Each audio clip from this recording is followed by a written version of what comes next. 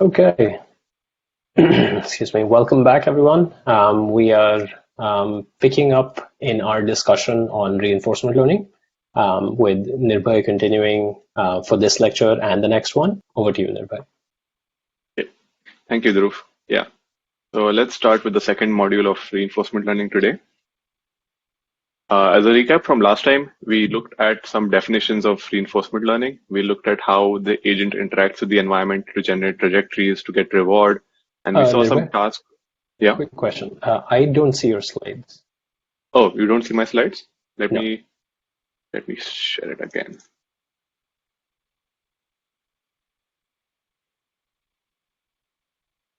Okay. Yeah, Is it I see your visible slides. now? Yeah. Sorry Yes. about that. Okay. So yeah, this is the second module on reinforcement learning. As a recap, can you see my slides now? Is it working? Okay. Okay. So we saw last time some definitions of reinforcement learning. We saw how the agent interacts with the environment in the form of the RL API. And we saw a lot of RL tasks and how they are challenging. And in the second half, we saw a formal framework underlying RL, which is Markov decision processes. We saw how what it means to solve an MDP, and we started off by introducing what a policy means. So today we are going to continue with that. We're going to see what is the definition of a policy again, and how do you get the best possible policy in an MDP. And we're going to see what a value function means. And then we're going to look at some algorithms which use policy and value functions to basically solve an MDP or get the best possible policy or value function in an MDP. So I'll explain what that means today. And finally, if I get time, I also want to discuss the departure from rewards, known rewards and transitions. So we're going to relax some assumptions we are going to be using for the algorithms for solving MDPs. And we're going to move to a more real world setting where we don't know things. We don't know how what rewards the agent is going to get. We don't know the true transition distribution in the environment. And this is going to be the realm of reinforcement learning and deep reinforcement learning. So let's start. As a quick recap, we saw that Markov decision processes are defined by a tuple of 5 items. We basically have the set of states, the set of actions, the reward distribution, the transition distribution, which tells us what next states occur given some states and actions. And we have a discount factor gamma, which we briefly discussed last time, which basically tells the agent how much emphasis it needs to give on rewards it receives sooner as opposed to rewards it receives later on.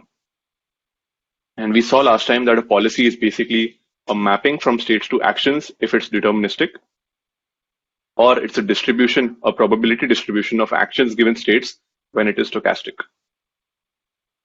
So if n is the number of states in my set of states and m is the number of states in my number of actions in my set of actions, then I can represent a deterministic policy in memory with an n by 1 tensor, and I can represent fully a stochastic policy in memory with an n by m tensor. That's what we saw last time. And we also saw this notion of what is a good policy, what is the criteria by which you want to tell that a policy is good. And that criteria is basically a good policy is one that maximizes the discounted sum of future rewards. So I'm going to get to explaining this part more clearly in today's lecture. And this is where I left off last time. And I'm also going to explain the role of the discount factor gamma in this discounted sum. So let me first start by introducing formally what is the definition of an optimal policy. So the optimal policy is trying to maximize some objective. So this objective is what I've written in the bracket here. This is basically what I mean by sum of discounted rewards, where my gamma is raised to the power t. So if my gamma is usually less than 1, the gamma factor will become much smaller as my time t increases. So whatever RT I'm getting at the tth time step, that will decrease as t increases. And this infinite sum will be a finite number because of the geometric series of gamma. And this is what this discounted sum of future rewards is what I will call as the return of my policy. And this is what I want to maximize to get the best possible policy. Now, I've already introduced what a Markov decision process is. So let me ask a question right here. What is this expectation over? As in, what random variables will be involved in this expectation, given that you know the quantities that are defined by a Markov decision process? To answer that, there are going to be 3 types of random variables which are coming into this expectation. as people have said, that we're going to have expectation over the action sampled from the policy. We're going to have expectation over the transition probability distribution. So what is the next state given I'm at the current state ST and I take the action AT? And the third expectation is basically third random variable type is basically of the initial state distribution, which is the randomness in where you start from in the MDP. That's it. So let me move on to this definition then. Now, if you recall the 3x4 grid world we saw last time, and just as a recap, in this grid world, states are basically the 2D coordinates of the agent, which is this, which is in the environment. The +1 and -1 states are the absorbing states, where you get a reward of +1 or -1 when you reach them. And the transitions are noisy in the sense that if the agent tries to take go towards a direction, there's a 20% chance it will be either pushed to the left or the right of where it wanted to go. So with this 20% noise in this environment, we're going to look at how the reward function actually affects the optimal policy. So how different types of reward functions will lead to different optimal policies in this environment. And for now, I'm going to keep the gamma fixed to 0.99. And in these three figures, what I've shown you is the optimal policy for three different values of the reward at states which are not specified in +1 and -1. So for all states except the +1 and -1 state which are shown here, the reward is basically for this case -0.03 whenever it's not in any of these states. So just for existing and not reaching the final states, it is getting a negative reward. So note that this is a small negative reward. So what happens is that you're seeing that the agent is trying to go to the +1 state to these two directions. So it doesn't care about the negative reward a lot. But now what happens is that when you increase the penalty for existing, so if you increase the penalty to -0.4, if the agent starts here and it doesn't want to take the longer route anymore to reach the goal. It just wants to take the shorter route because now the +1 reward is much smaller than the amount of negative reward it would get if it followed the longer path. So we see that just if the penalty for existing is a lot, it would want to get to the +1 reward as quick as possible, even though it risks falling into the -1 because of the noise. And now if the reward for existing is very, very large, it's -2, you'll see that it's even worse than the -1 reward, which is here. So it doesn't even care about reaching the +1 anymore if it starts here. It just wants to get to the -1 to minimize its reward and stop the negative reward from happening. So this is an example of how optimal policies would look like if you change the reward function in an environment. Let me stop for 5 seconds to see if there are any more questions. No? Okay. So I'll wait for more questions, but let me move on for now. Now, in this other example, we're going to see how the discount factor gamma affects what the optimal policy will be. So let's say we are now in a very simple 5-state MDP, where the 5 boxes here represent the states. And I have a fixed reward function of reward I have of +1 when I reach this state, reward of +10 when I reach this state. And my actions are only going to move left or right, and they're deterministic. So there's no noise in my movement anymore. And I'm going to ask the question, what is the optimal policy for, let's say, my discount factor being 1 and discount factor being 0.1? I'll wait a few seconds to see if people, to see what responses people have.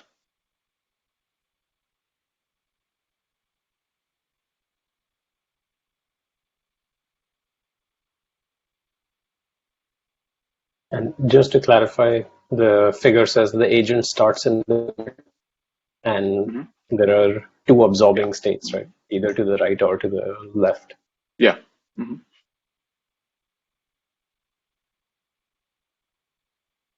And is there any penalty for existing? No, there's no penalty for existing. Oh, sorry, there is, I think, I missed out a penalty for existing, basically.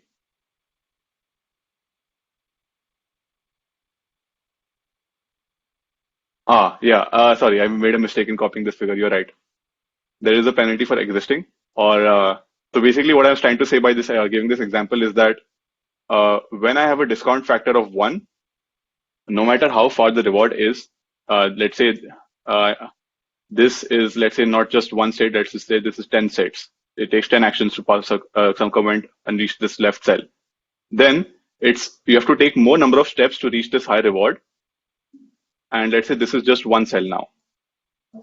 And you take only one cell to reach this reward of +1. Now, if my gamma is 1, what my policy will try to maximize is the reward it gets, which is summed through the entire trajectory. So if my gamma is 1, my return for going left will still be 10. And my reward for return for going right will be 1. So then this optimal policy will want to go left, even though it takes more number of steps to reach the leftmost cell. But if my gamma is 0.1, what will happen is that in my maximization for the policy, optimal policy, my reward at the 10th or 11th time step will be multiplied by gamma power those many time steps. So it's 10. So if I have basically this reward multiplied by this gamma power 10. So this reward will become this total return will become much, much smaller than the return I get from just going to the right state, which is now, if let's say I reach it in 2 steps, it's 0.1 power 2, which is still much more larger than 0.1 power 10 into the reward, which is 10.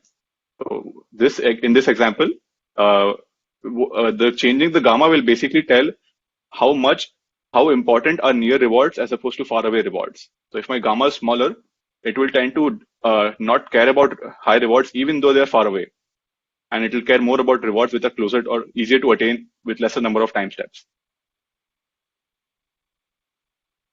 By the way, I just want to make a quick comment here that reinforcement learning is not just studied by computer scientists. Reinforcement learning is studied by a range of disciplines, from behavioral economics, from cognitive science to developmental psychology. And it was originally developed as a model for animal behavior and how learning might happen in biological systems as well. And so there are analogs for a lot of these terms that, computer scientists just treat them as random variables or variables. Like gamma for us is just, a parameter that specifies the problem setting.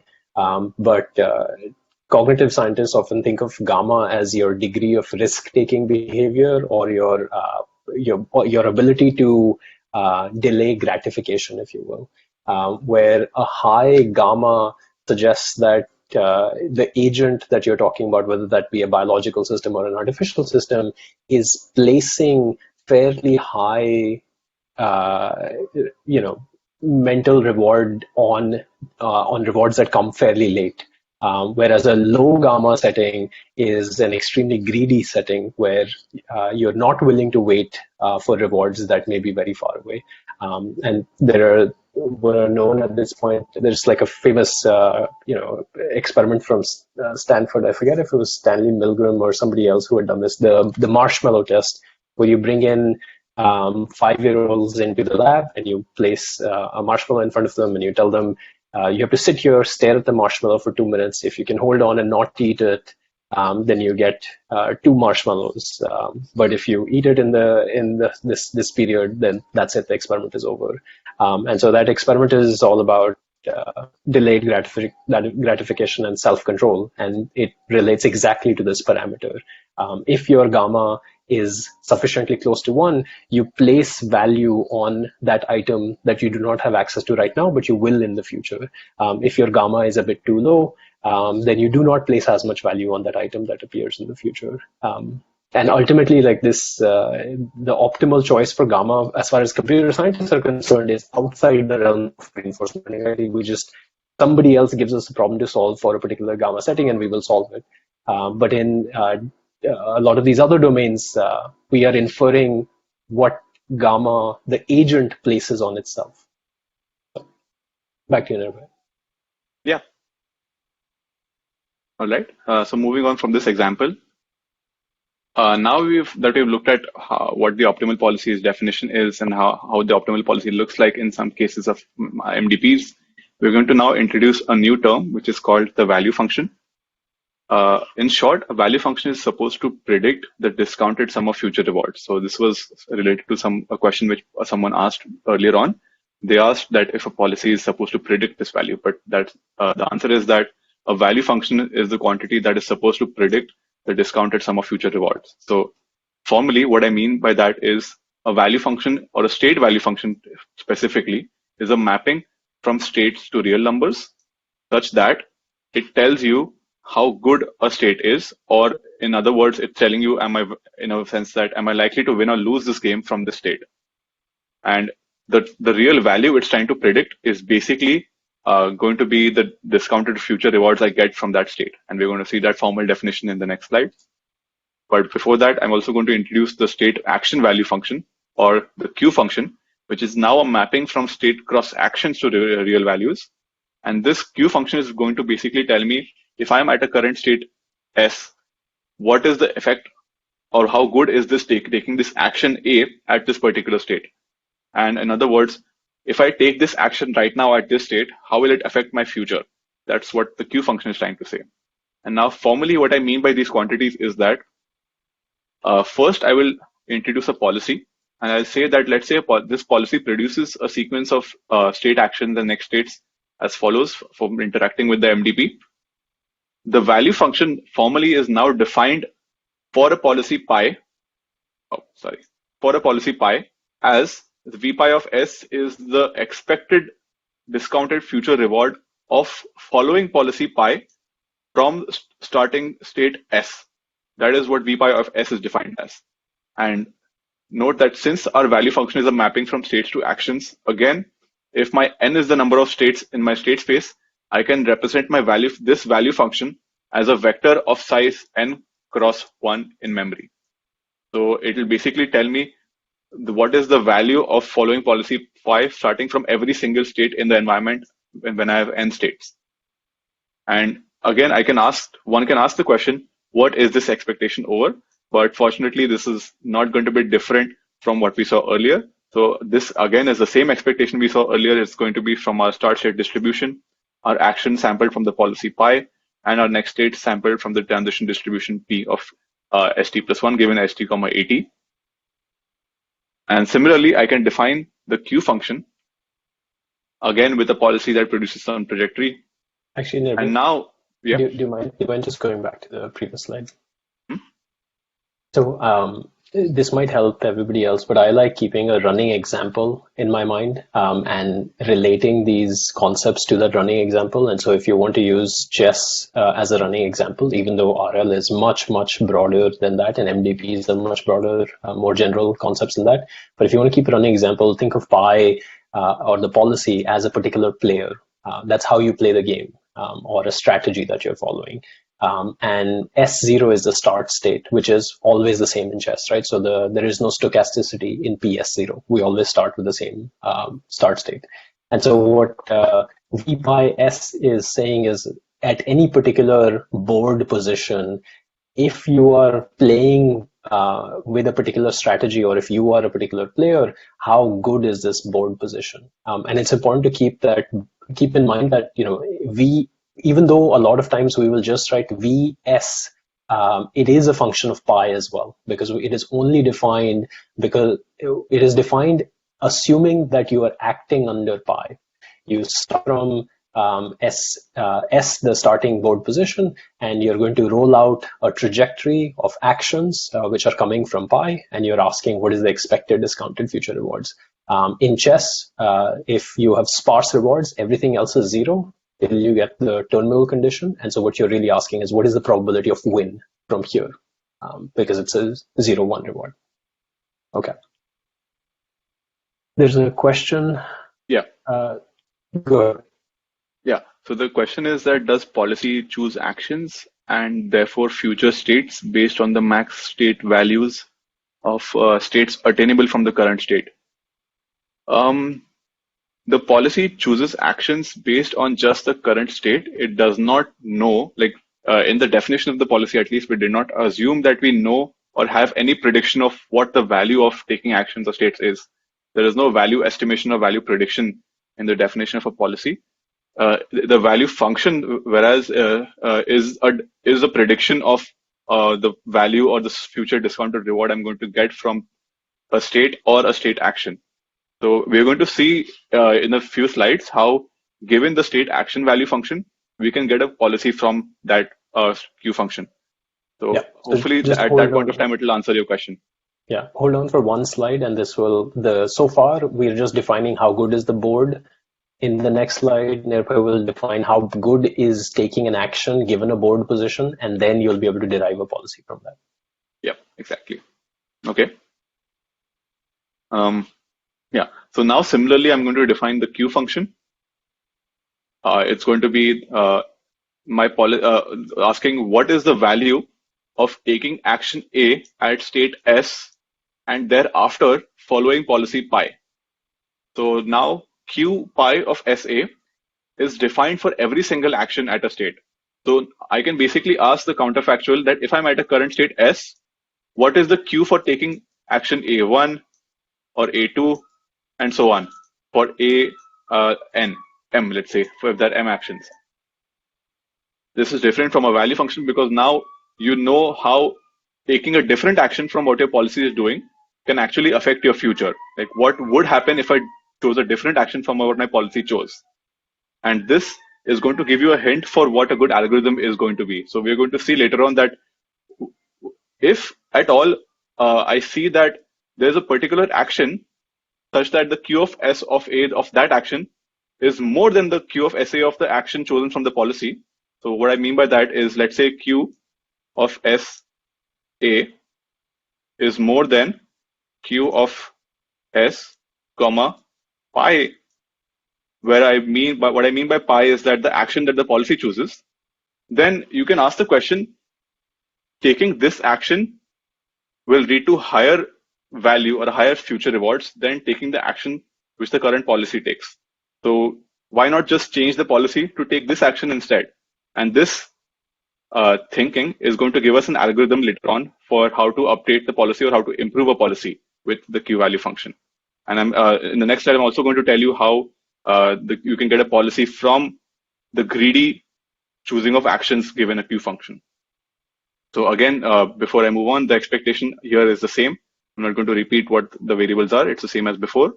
And now let's move on to this sense of what is the best possible Q function or what is the best possible value function. So we defined earlier what the best possible policy is in terms of argmax of the sum of discounted rewards.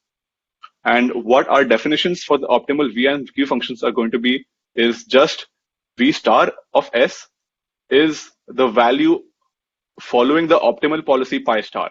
And similarly, Q star of S is going to be the value of taking taking action A at a state S and thereafter following the optimal policy pi star. So this may seem a bit confusing right now, but let me actually get to the Bellman optimality equations to get a better sense for what or how these terms are actually meaningful. Nirbhay, can I make a quick comment here? Yeah, sure. Continuing our sort of running example of chess, VS is telling you how good is this board position following policy pi. If you start from this board position S and then play under pi.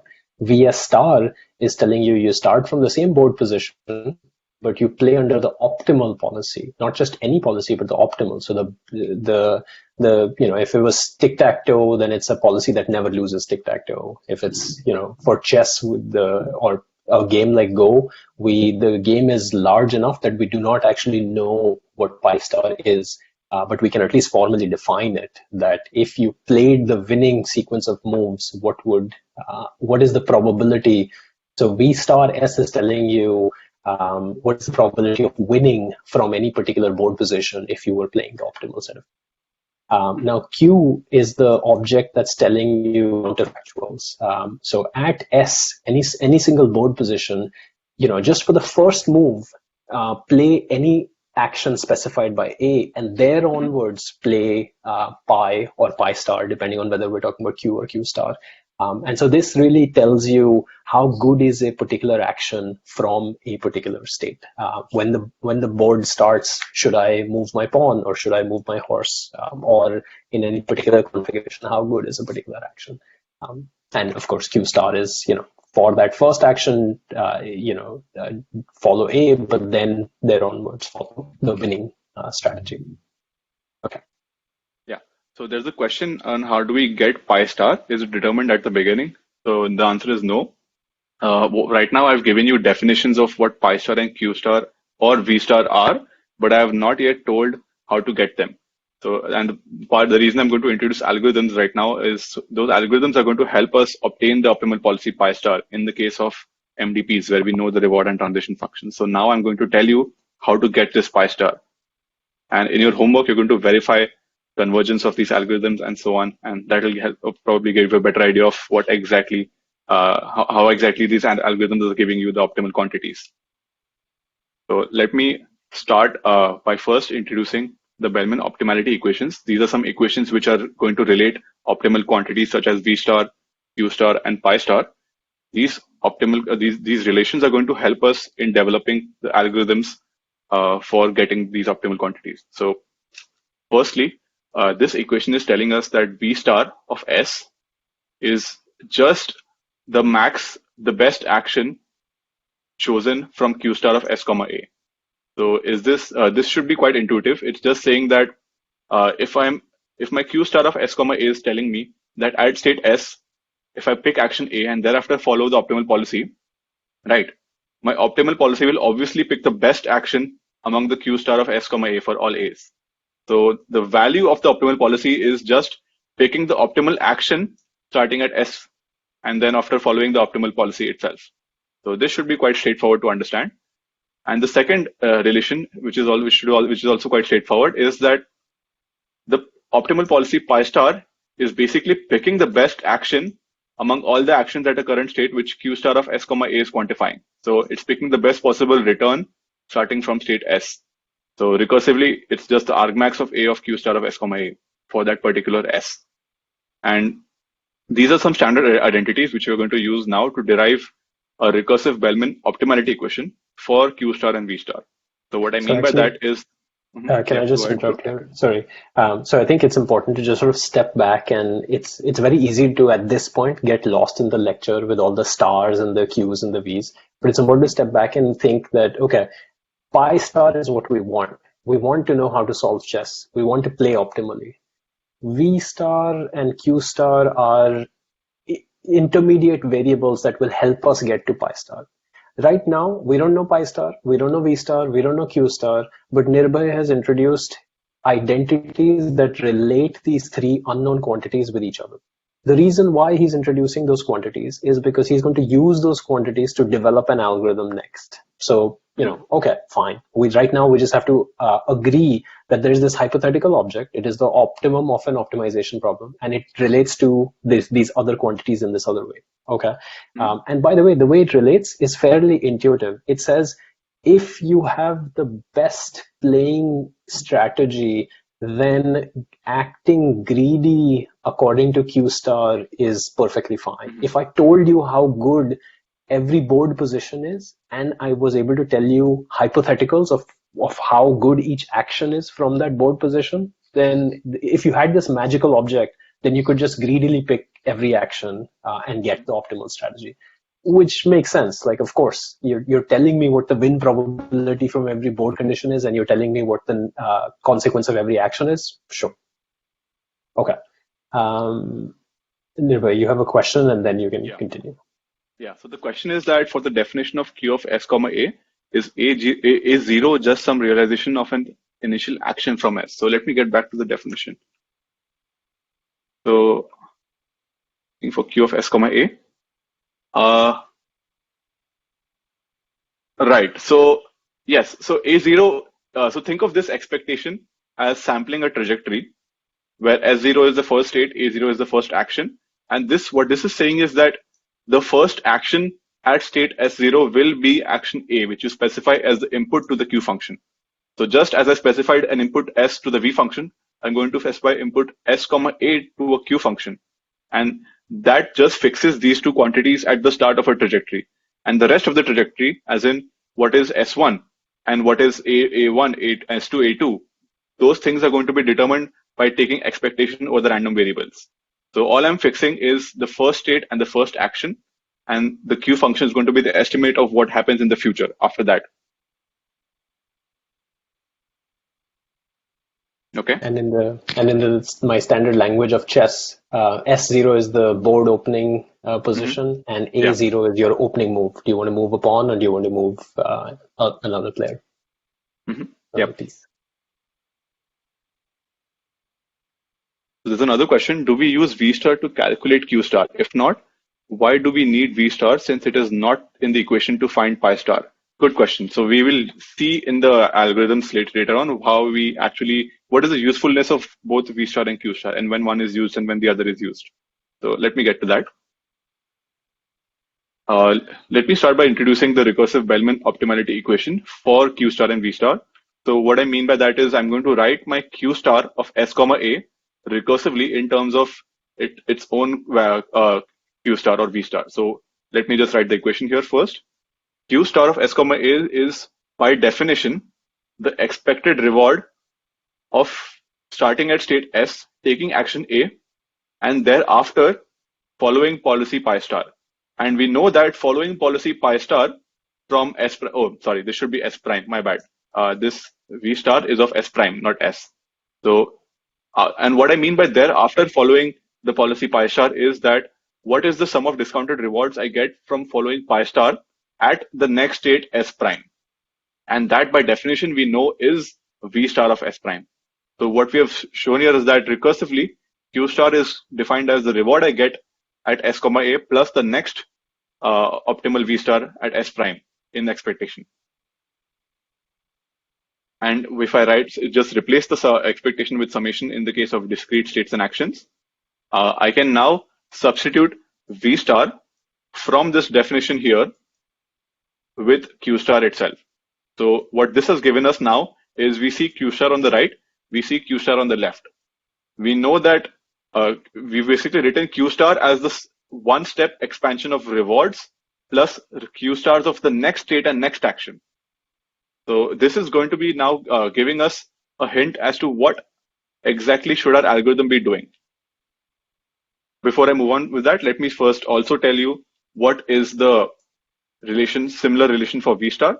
So V star of S can be again recursively written as the reward I get at state S, and where the action now is the best possible action I can take to maximize my reward plus next state value function. Before I go into explaining this any further, I'm going to talk about my algorithm, and then I'm going to go back into explaining this equation because this might be a bit more confusing than this. Is there any questions? Okay, so okay, moving on.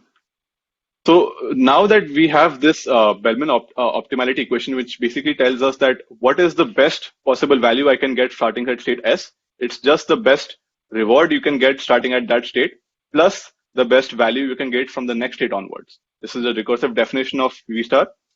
And we're going to now derive an algorithm given this update rule. So I'm going to explain what the algorithm first is, and then we're going to see how exactly it works out. There's a question now. R of S comma A is the initial reward at state S when taking A. Yes, it is the first reward. It is the reward of taking action A at state S. Can you go back one slide, Nirbhay? Yeah. Hmm. So I think it's important to just sort of step back and say that most of the magic on this slide happens on the first line under recursive Bellman optimality equation, that Q star SA is expected value of RSA plus gamma V star S prime. What all that it's doing is it's taking the definition of Q star, which is expected value of something, and it's saying, okay, there's a summation here. Let's pull out that summation into one term, which is the first term of S0 and A0, which is S and A, and everything else, which is a sequence starting from there. And the first term is you will get reward for taking an action A in the current state, and everything else just gets pull a gamma out and you'll get V star. And that's where most of the magic happens, that there's a summation, let's pull one term of it out, and everything else is a summation to infinity, which can be expressed as V star. Once you have that, now you've expressed Q star in terms of V star, and therefore you can express Q star in terms of in terms of Q star again, and V star in terms of V star again, because of the two identities on top. And the precise form of this expression doesn't matter. We don't really need you to understand that right now. It requires you to sort of go back and just work through the steps. The high level bit that we need you to understand is that there's an optimal policy. Corresponding to that optimal policy, there are optimal value functions about how good the board is. And you can relate a value function to itself. That's it. That's all we need you to understand, that a value function can be expressed recursively. The optimal value function can be expressed recursively. Okay. Yeah. Yeah, sorry, bro. You also have a question. Can't we take RSA out of the sum, as summing over all S primes would be 1?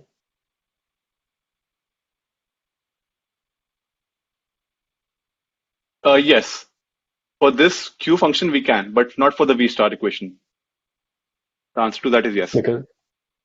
Because of the because max. we can. Yeah, because the max. Because the max is outside here.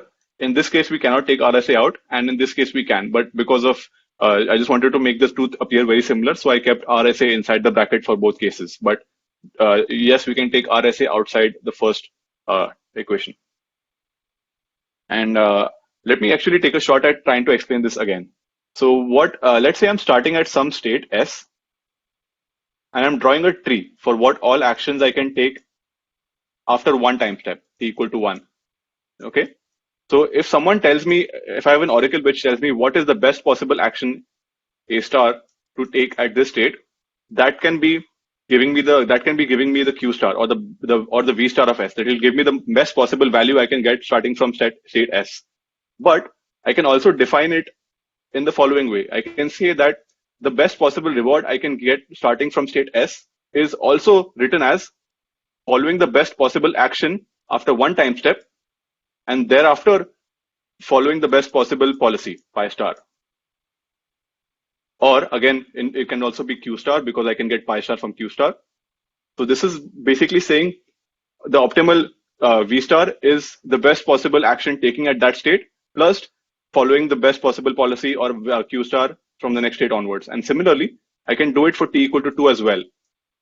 I can say that the V star is basically the best possible 2 actions I can take starting from state S, plus whatever best value I can get starting from the third time step. And so on. I can keep expanding this up to any arbitrary time t. But it's just going to be giving me equivalent definitions. I'm just redefining my optimal quantities in terms of taking optimal actions up to those t time steps, and thereafter writing the rest of it as the V star of S for that S I get after t time steps. So I hope that can explain it better.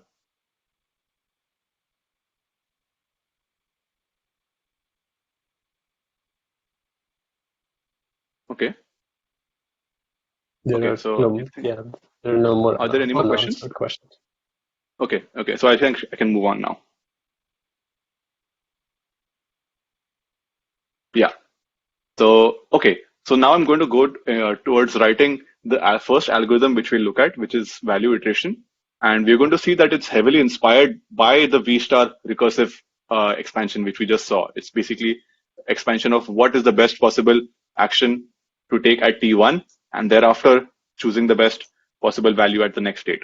So what we're going to do is, now in the algorithm, we're going to start with a value vector, which, if you recall, if my state space is size n, then my value function can be represented by an n by 1 tensor. So V of S is just the value of state S among all the n states you have in the state space. And what we're going to do now is we're going to have this update at every iteration. So starting from V0, let's say V0 is a vector of just n zeros. We're going to update our vector as follows. We're going to cite V of I plus 1 for a particular state S as the best possible reward I'm getting for taking action at state S, and my current estimate Vi of the value of S prime. So I'm at the current state S. I know there are a few actions I can take, and let's say one of the actions is going to maximize my rewards. Now, that reward plus my current estimate of the value of the next state is going to be my estimate of the current return at iteration I. And I'm going to use that value of state S. So what this algorithm will produce is, starting from V0, it will produce a sequence of n-dimensional vectors, V1 to Vi, which we will show, actually you will show in the homework that they converge to V star. So this is going to be one of your homework questions. But intuitively, what it's trying to estimate is, it's trying to estimate the sum of discounted rewards by using the one-step reward plus the next state's value function. So in the homework, we'll explain more about why this algorithm even makes sense and why it will converge in the first place. So, and you will actually solve you will actually write down the value iteration algorithm for a very simple MDP of a few states and see that the values are converging to V star. So I will leave it to the homework, but stepping back, this algorithm is now performing updates on the value function, and it's doing for a loop over every single state. And now this for loop over every single state is producing one iteration of V0 to V1. And we want to do this every single time. So I have a question. What is the time complexity of this algorithm? For those who have not seen what I just flashed for the next slide, what is the time complexity of doing this updates? So just stare at this equation and think about operations do I need to perform to compute the right-hand side quantity.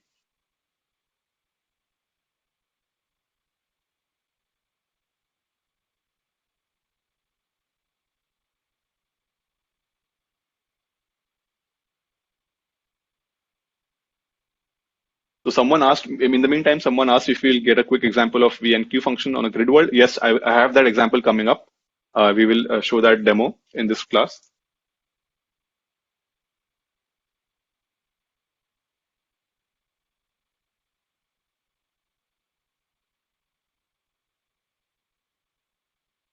And just to reiterate, there are N states and M actions. Mm-hmm.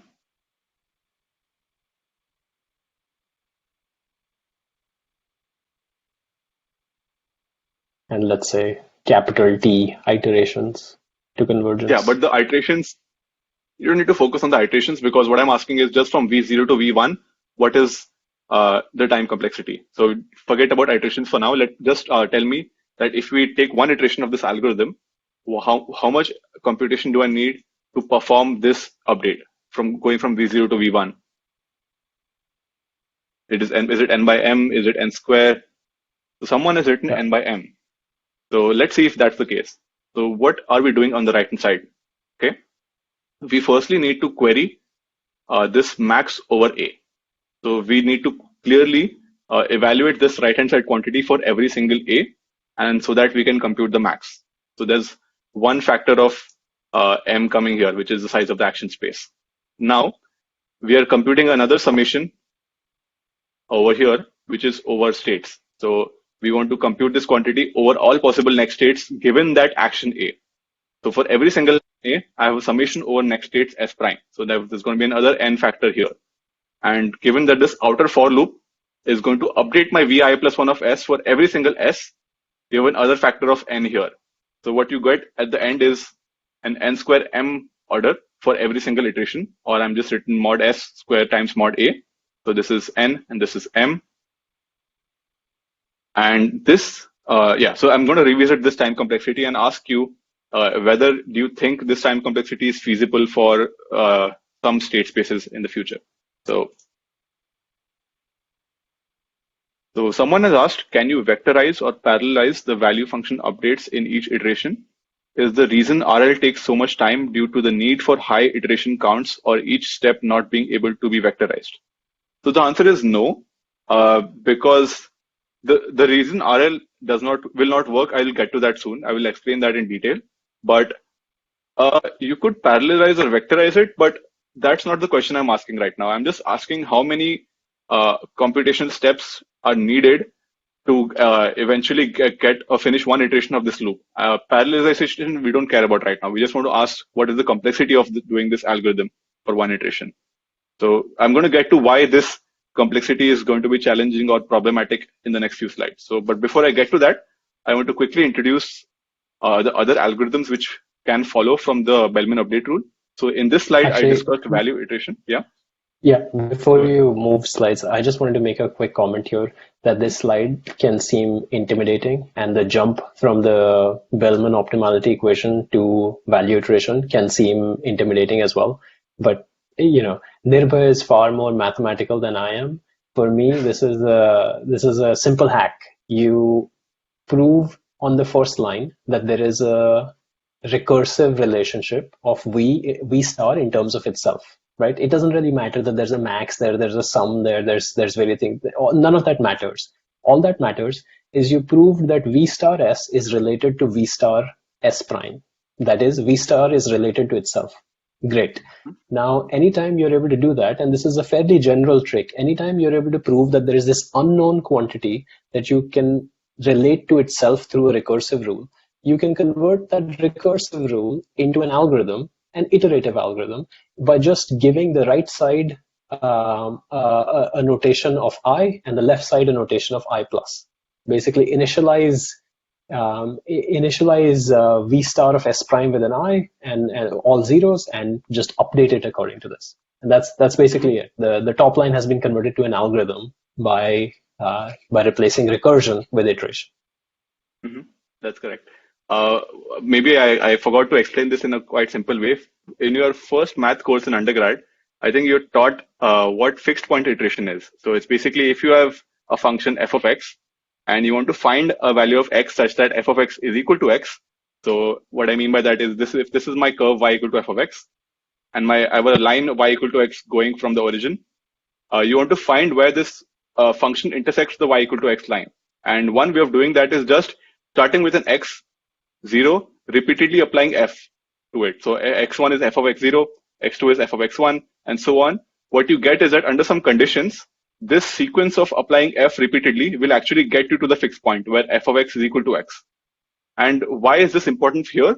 Is because when we saw the optimality equation in the previous slide, we saw that when v is actually v star, then applying f of x, which let's say is this whole right hand side, will give me v star. So f of x, f of v star is v star intuitively. This is what the algorithm is trying to do. It's basically trying to compute the fixed point by repeatedly applying this right hand side operation to a vector. Yeah. Okay. So let me move on to some other algorithms that I want to discuss before I talk more about this time complexity. So a question I can ask now is, given that vi+1 update is what we just saw earlier, how will I write the same update, but instead for learning a Q function? So I want to now have a Q iteration algorithm and a Q iteration update. How will my update for V change if I want to write this now? So in chat, if you can just message what quantities in this will change. Will my max change?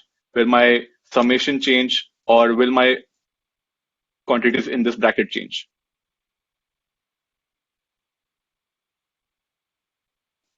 Let's start. So now, as Dhruv mentioned, there's an A here. So do I really want this max out here? I don't want it out here. Also, this vi+1 is written in terms of its own self. So I have a v here again. But now I want to write q of i+1 in terms of q itself. And what you can use now is we defined v in terms of q some slides before. So we know that the value of a state s is just the max over a. Sorry for the handwriting, I'm writing with my mouse, of q of s comma a. Right? We know this, and we know that we need actions. So this max is going to go definitely. So someone has replied, remove max a and replace vi of s prime with qi using the identity from earlier. Yes, that is exactly what I wanted to see. What the equation will look like is we don't have a max anymore. So this max is gone. And we just use the definition we saw earlier of optimality equation. So v is replaced with max of actions Qi of S prime comma A prime. So that is the Q iteration update. And there are a few other caveats. If you actually write the same algorithm for Q iteration, there will be an other loop over action. So I'm not going to mention that, but as an exercise, you can try writing out the algorithm for Q iterations on your own. But it's not going to be in the homework. Okay. So now we know two algorithms, value iteration and Q iteration, which sequentially update your V function and your Q function, which will eventually converge to the optimal V star and Q star. And this convergence you will prove in the homework. Now, I'm going to come to a slightly different algorithm. I'm going to talk about what policy iteration is. So now taking a step back, as Dhruval mentioned, that policy, the Q and value functions tell you really how good a state is or how good is it taking an action A at a state S. Policies basically just tell you what action to take at a state S. They don't tell you how much reward you'll get. They don't tell you how much future reward you'll get. That's not given in the policy. And this algorithm is going to involve just starting with a policy pi0, which can be random or arbitrary. What I'm going to do is somehow I'm going to improve my policy in some marginal way. I'm going to get pi1, which is slightly better than pi0. I'm going to get pi2 eventually, which is slightly better than pi1. And I hope that this procedure will eventually converge to pi star. And if you recall a few slides ago, I told you that if you have a Q function of S comma A for all possible A's, and it's for a policy pi, let's say pi 0. I told you that what you could do is that if you iterate over all possible actions and pick a greedy approach which maximizes the Q, or takes the action which maximizes the Q of SA for that S, then you can slightly improve your policy at that state. So that is basically the same hint I'm going to use now for my policy iteration algorithm. What I'm going to do in the algorithm is two very simple steps. One step is going to be the policy evaluation step. What I mean by that is I'm going to compute the value of that policy. So in the value iteration algorithm, we computed V star by going from V0 to V1 to iteratively to V star. But we could similarly write a value evaluation algorithm which can evaluate not V star but V pi. I'm going to not explain how that exactly happens, but assume for now that you can compute value of the current policy. Now what I can do with that is I can do policy refinement. So with my V function and also with my V function and knowing the dynamics of the environment, I can actually get my Q function for every single action by knowing what return I'll get or how the state changes. So let me just explain that again. So if I'm at a state S, okay, let's say I know the Q function for every single action, right? How do I know that? I know that my value function at a state S, let's say value for V pi of S, is basically in expectation of action sampled from pi, what is the value I get from S primes that I reach, okay, for taking every single action. So if I know V pi and I know the transition dynamics or what possible S primes can occur given S comma A, I can know Q of S comma A. And with that, I can basically do the greedy update, which I just mentioned. So given my current Q function, I'm going to update my policy so that it always picks the best action at every single state. And that's going to be my step of policy refinement. So what this algorithm is going to produce is first, it's going to start with pi 0. It's going to compute value of pi 0 with an algorithm, an inner loop algorithm similar to value iteration. So this is going to be converging to pi 0 with some iterations. And then I'm going to apply a greedy update to get pi 1. Now, I'm not going to go into too many details of how this update is going to look like because this is your homework question. You're going to exactly look at how this update happens. So, but keeping in mind this intuition that your policy refinement is just greedily picking the next action at a current state, I'm going to get a slightly better policy pi 1. And eventually, we can show that this algorithm also converges to pi star, and it also computes the value of pi star. So you get both the optimal policy as well as the value of that policy or how much reward that policy is going to get at the end. So this algorithm may seem more confusing, or this algorithm may seem more confusing than value iteration. And one may ask why I do this in the first place. Why don't I just do value iteration? What am I getting by doing this extra step of policy evaluation every time one iteration of policy iteration is done? Why is this done in the first place? So one way to answer that is uh, note that value functions are predicting real values. So what I mean by convergence of value functions is that you want a real valued n by 1 vector to converge to to v star, which is an n by 1 real valued vector. But my policy, in the case of discrete state and actions, is going to be just an n by 1 vector of integers. So now every single action is a discrete choice. There is no real valued vectors in my policy. So what happens is that even though my value function in this algorithm has not converged to v pi star, my pi star may occur very early on in this algorithm. So what happens is that usually what I've seen in my in the implementations is that your pi star is already happened much earlier. Let's say like in 1,000 iterations you've found your pi star, but the v pi star may not be have converged yet. It may take 10,000 more iterations for it to exactly converge to v star. Let's say within a very small tolerance of 10 to the power minus 6. Let's say.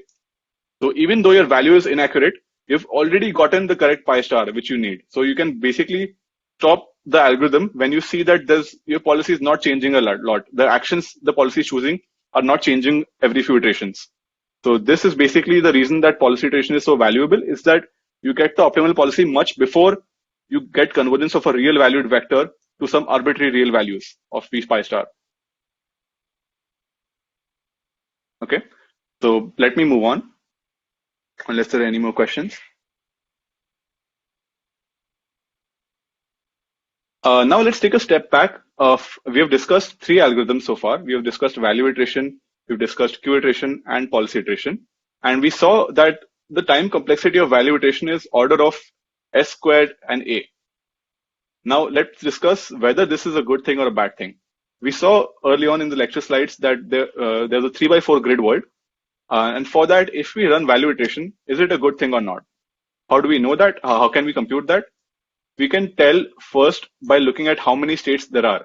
So in a 3x4 grid world, the max the state space can be is 3x4, which is 12.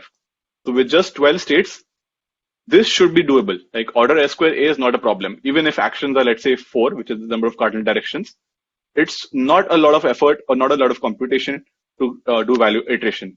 But let's say now that I'm playing the game of chess or Go. How many states are there in chess or Go? So clearly there will be an exponential number of states, possible states in chess or Go, because of the combinatorically exploding number of possible positions of every single chess piece or every single piece of your side and your enemy side on the Go board, and so on. And just a quick Wikipedia search will tell you that a conservative lower bound on the number of possible states in chess is 10 to the power something. Now, what is that something? That's 10 to the power 120. That's a very conservative lower bound on how many states there are in chess. So it is very obvious that if you just cannot do value iteration on chess, that's not possible to like iterate over 10 to the power 120 possible states in chess. So clearly, the algorithms we have done so far for Markov decision processes are not going to apply to any real world setting. It's not going to apply to chess, and it's also not going to apply to an example of, let's say, Atari games. We saw earlier that RL has been used a lot in games like Atari, where you see a game board. So game board is just an image. It has RGB pixels. The pixels, let's say, are between 0 to 255. So there are 256 possible values of each pixel, if it's just one color channel. And if the size of the image is quite small, let's say 16 by 16, it's still 256 to the power 16 by 16. And that is a very huge state space. So even for games like Atari or games like chess, you just cannot apply the algorithms which you have studied for Markov decision processes. It's just, even though the state space is discrete, it's very large. So there's no hope of learning the value function or doing value iteration and Q iteration in these environments. Someone has said that the true bound is 10 to the power 70. Well, I'm not sure about that. I just did a quick Wikipedia search to get that. Yeah, and you may be right. It may be 10 to the power 70, but the point is it is quite a lot. It is not feasible in any sense. It is exponential in the size of the state space, and it is not something you can loop over in any.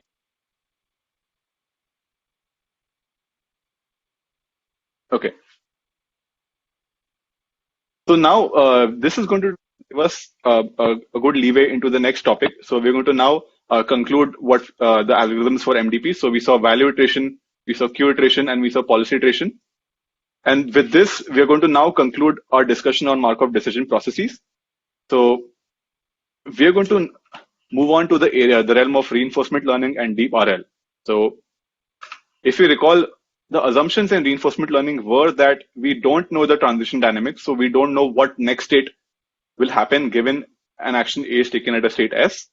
So we don't know how actions affect the environment. We don't know what rewards we'll get if some actions are taken at state. So we don't know what are good actions. We'll have to first take the actions, and only through trial and error will we get to know what actions actually led to good rewards and what actions led to bad rewards or no rewards at all.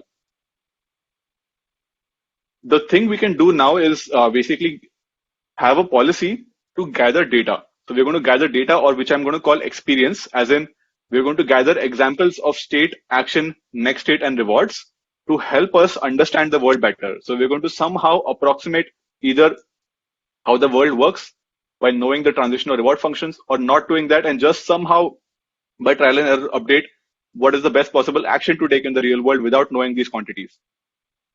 So that's the strategy we're going to follow in reinforcement learning. And this setup, yeah. Sorry, just to continue with that running example, in terms of chess, the transition dynamics are the rules of the game. When you move a piece from position A to position B, is that even a valid move? And what happens to the piece that was already residing on that board position? And R is that black box telling you whether you have won the game or not.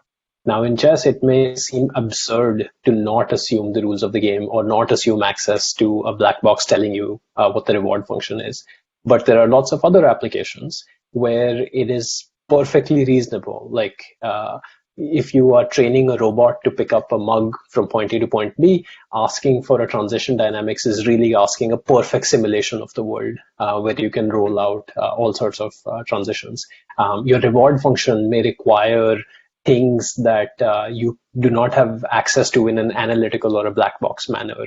So whether or not a cup is stably placed on an edge, you can perhaps evaluate it once you get there, but I cannot write down a function that tells you about the stability of objects on top of other objects. That's again a perfect physics simulation type of assumption.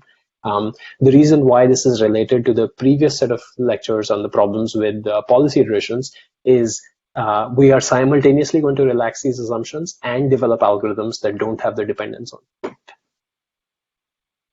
Okay, go ahead, Nirbhay. So yeah, as Dhruv mentioned, in cases tasks like robot manipulation, it's just absurd to tell what the true dynamics are, because you'll have to have a simulator which can tell you how exactly the real world will change if your robot takes some action. Then that's just not doable. And that tells us that the reinforcement learning setup is hard. But let's say we know, let's say that these are not the only challenges. What also can happen is, okay, let me first discuss another thing. So let me first discuss this slide before going into the demo. So what an additional challenge that can happen is that, as I just mentioned earlier, in chess, there is just a combinatorically large state space. So what can happen is that even if you are in a situation where we know the transitions or the rewards easily, or they're easy to specify, it's just the state space is still too large, and you still cannot apply most of the algorithms we saw in MDPs. So this we saw that value iteration is not scalable. And now, what is a possible solution for this? We're going to now see that deep reinforcement learning is going to be a solution, or more specifically, it's going to be one way of doing function approximation to tackle cases where the state space is very large. So what this function approximation is going to try to do is that it's going to use deep neural networks to learn feature representations of the state space. So instead of assuming that the state space is this combinatorically huge number, we're going to just process it with a very small sized CNN or deep neural network. And then you're going to use that feature representation of the states to learn an approximate value function or an approximate policy. And we're going to see algorithms for doing that in reinforcement learning soon. And also another note is that if the action spaces are continuous, then we can again use deep neural networks in that case as well. But we'll not get to that, I guess, in this lecture. So now I want to show you a few demos. Let me see if I can share my screen to show you the demos. Okay.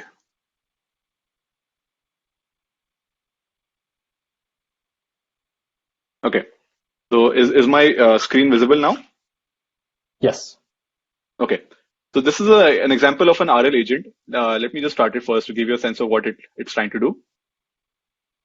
So in this case, this is a RL agent, which is this green square. Its controls are just trying to move this circle around this square box. It's supposed to be get a reward for being close to the green circle here, and it's getting a negative reward for being close to this red sphere here. So it's basically trying to avoid the red sphere, but the red sphere is trying to get closer to it. So it's trying to learn currently, so it's doing a bad job. But let's say I load a pre-trained agent for this. This is a pre-trained agent. You can immediately see that after RL training is done, it's extremely good at reaching the green square and avoiding the green sphere and avoiding the black sphere. So this is an example of deep Q learning being applied to an RL environment. And there are some other environments you can see in this URL. One is basically a grid world now. But in this case, we're using a reinforcement learning algorithm called TD, which I will explain soon. Actually, this may not be one of the algorithms we cover, but just don't worry about what algorithm here it is for now. Assume that it is some underlying reinforcement learning black box which is learning this. So let me start this. So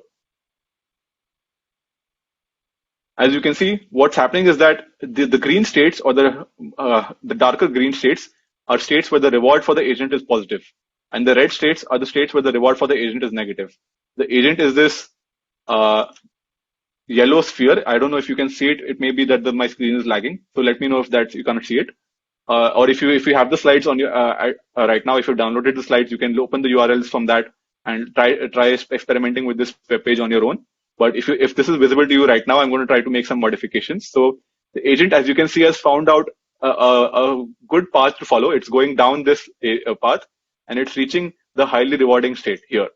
It's now let's try to play around with the agent. Let's say that I know that it's following this path. I'm going to decrease the reward in that path by a large amount. So now I'm going to force it to try to follow a different path. So as you can see, the agent has stopped going along this path, and it is trying to find an alternate path to reach the same goal where it's going to get high reward. So you can see it's now going in a different direction. So you can play around with this more, but as you can see, Nirbhay, can you just quickly comment what the arrows in each cell and what the number in each cell is indicating? So the number in each cell is indicating basically a value of the policy which is currently being followed by the agent, and the arrow is basically the optimal action, I guess, or the if it I think it's a stochastic policy. So there are multiple arrows in each cell, but the arrow is telling what the current optimal action it is following at that state. So this is a discrete state space. So at every state, you can specify with an arrow what is the best action that the agent should take. Yeah, and in some it's you can see the probabilistic nature of the state condition action distribution. So you can see that there are some cells which have arrows pointing down and left, and so that's indicating the probability distribution. Mm-hmm. Yep.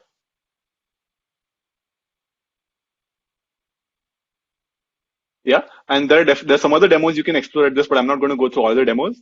But this is just to give you a sense of how this is challenging. So if I've suddenly changed the rewards of some states, the agent has to relearn and find, or only through trial and error, what is a different path it can follow to get to the goal. Because unless it tries it out, it's not going to know what the reward is for trying out a different trajectory. It has to explore and eventually find a new alternative path to get to the goal in order to avoid the negative rewards, which I just introduced with these two squares here. So yeah, let's get back to the slides. Actually, we're a minute over. Oh, okay. So let me conclude then.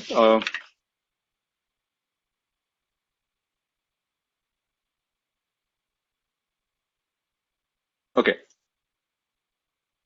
So let's end at this, and in the next time, I'm going to talk about, I guess, I'm going to briefly mention some types of RL algorithms.